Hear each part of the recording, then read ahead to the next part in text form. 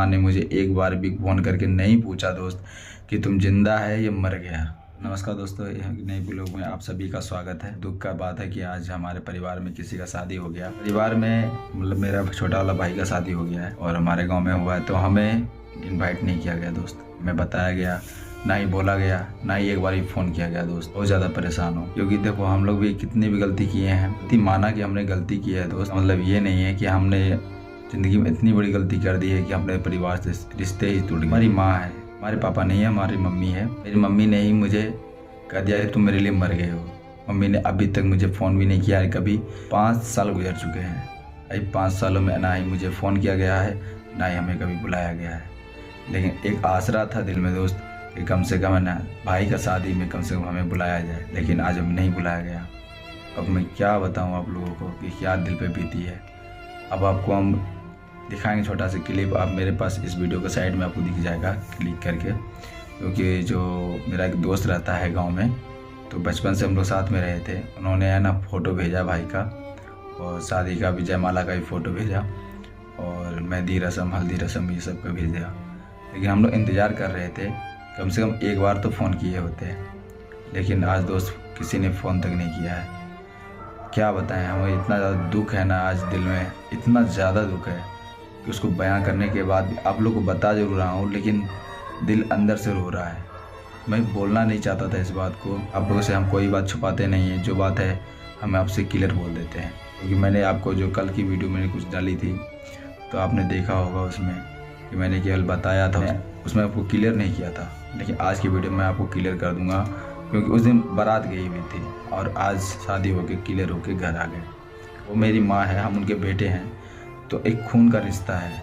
अगर हमने गलती की है तो इतनी बड़ी गलती नहीं की है कि कोई माँ अपने बच्चे को इस तरह से बाहर कर देगा।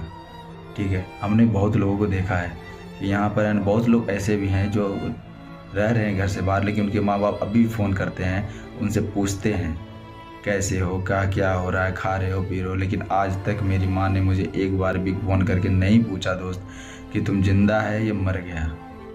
मुझे नहीं बुलाया, इनको बुलाना चाहिए था। जो भी हमने अगर गलती लग रहा है उनको कि हमने गलती किया है, तो इसीलिए शायद उनको गलती लग रही होगी कि हमने बहुत ज़्यादा गलती किया है। अब हमारे घर में किसी की शादी नहीं है। मेरे ससुराल में वही मेरे एक देवर थे, सबसे छोटे, उन्हीं की शादी थी।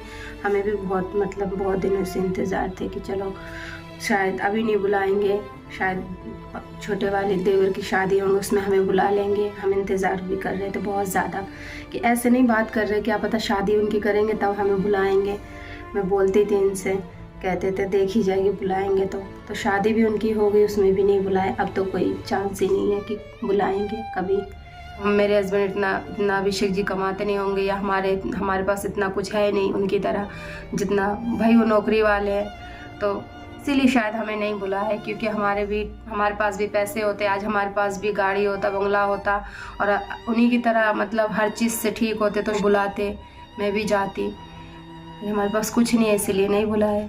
दोस्त ऐसा बात नहीं है कि हमने सबसे बड़ी गलती की है। मैं चाहता था कि अपने माँ बाप को अपने साथ रखना शुरुआत से, और जितना मैंने प्यार किया अपने माँ बाप को ना, अपने माता को, मैं अपनी माँ को, उतना मेरे 3 भाई हैं और तीनों भाई में से कोई प्यार नहीं करता है उतना। ठीक है, मैंने बस छोटी सी गलती यही कर दी कि अपने मर्ज़ी से मैंने शादी कर दी। बस इसी वजह से सब रूठ गए। मेरे बात सुनता नहीं है, अपने मर्ज़ी का जो करता है, जो मैं कहती हूँ वो सुनता नहीं है।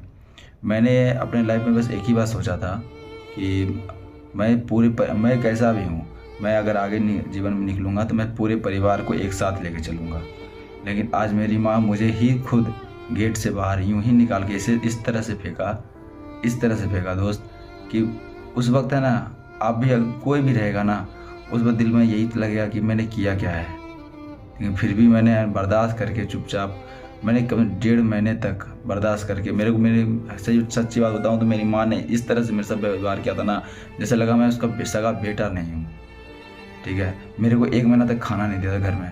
मैं कंपनी में खट करके वहाँ से जो पैसे मिले थे ना, मैं उसके पैसे से मैं 1 महीने तक घर से बाहर बैठ के खाना खाया था घर में। उस समय मेरी शादी भी नहीं हुई थी। उस समय इससे मेरा केवल बातचीत होता था। मम्मी का कहना था इससे बात विचार नहीं करेगा, इससे बात विचार करेगा तो मैं घर मेरा नहीं दूंगी, खाना नहीं दूंगी।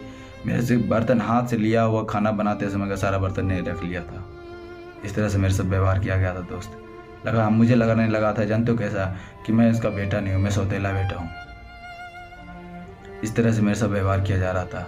लेकिन ज़्यादा बयां करने का मन नहीं करता है यार, बस आत्मा अंदर से रोता है और दिल टूट चुका है पूर्ण।